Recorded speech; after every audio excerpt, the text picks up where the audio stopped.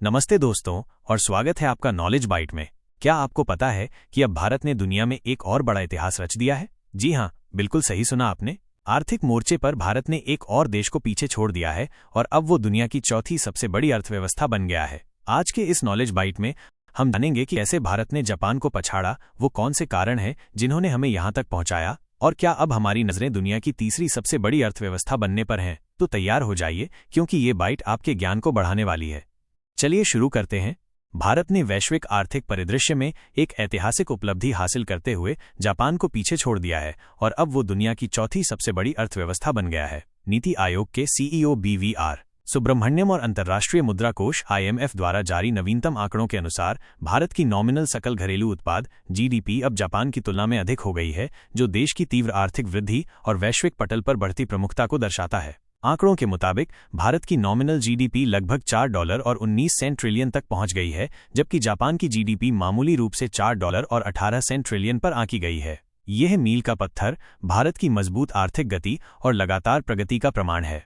भारत की इस सफलता के पीछे कई कारक जिम्मेदार हैं। देश की अर्थव्यवस्था जापान की तुलना में काफी तेजी से बढ़ रही है, जिसमें IMF द्वारा 2025 में लगभग 6.5% की वृद्धि का अनुमान है, जबकि जापान के लिए यह दर केवल 0.3% रहने की उम्मीद है। भारत की बड़ी और युवा कामकाजी आबादी एक महत्वपूर्ण जनसांख्यिकीय लाभांश प्रदान करती है, जो उपभोग और उत्पादन दोनों को बढ़ावा देती है। इसके विपरीत जापान अपनी तेजी से बढ़ती बुजुर्ग आबादी, धीमी वृद्धि दर और अपस्फीति जैसी संरचनात्मक चुनौतियों से जूझ रहा है। भारत सरकार द्वारा किए गए नीतिगत सुधार, जैसे कि बुनियादी ढांचे पर बढ़ते निवेश, मेक इन इंडिया जैसी विनिर्माण प्रोत्साहन योजनाएं, PLI योजनाएं और व्यापारिक प्रतिबंधों में कमी ने भी इस आर्थिक उछाल में महत्वपूर्ण भूमिका निभाई है। भारत का विशाल और बढ़ता घरेलू बाजार भी आर्थिक विकास का एक प्रमुख चालक रहा है।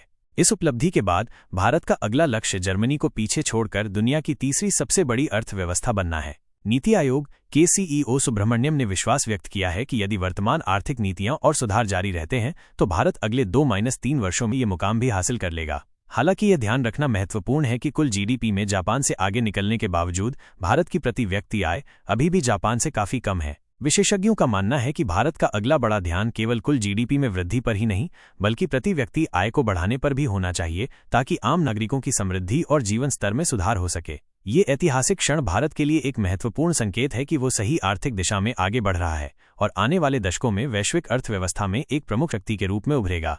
तो दोस्तों, ये था भारत के एक और बड़े आर्थिक सफर का पूरा ब्यौरा, जापान को पीछे छोड़कर दुनिया की चौथी सबसे बड़ी अर्थव्यवस्था बनने की कहानी। जैसा कि हमने देखा, भारत की तेज रफ्तार, युवा शक्ति और सरकार के सही फैसलों ने हमें इस मुकाम तक पहुंचाया है। अब देखना यह होगा कि क्या भारत अगले कुछ सालों में जर्मनी को भी पीछे छोड़कर दुनिया की तीसरी सबसे बड़ी आर्थिक ताकत बन पाता है। आपकी क्या राय है, हमें कमेंट्स में जरूर बताइएगा। अगर आपको ये नॉलेज बाइट पसंद आया हो तो वीडियो को लाइक करें, अपने दोस्तों के साथ शेयर करें और ऐसे ही दिलचस्प अपडेट्स के लिए हमारे चैनल को सब्सक्राइब करना न भूलें। मिलते हैं अगले वीडियो में, तब तक के लिए देखते रहिए नॉलेज बाइट।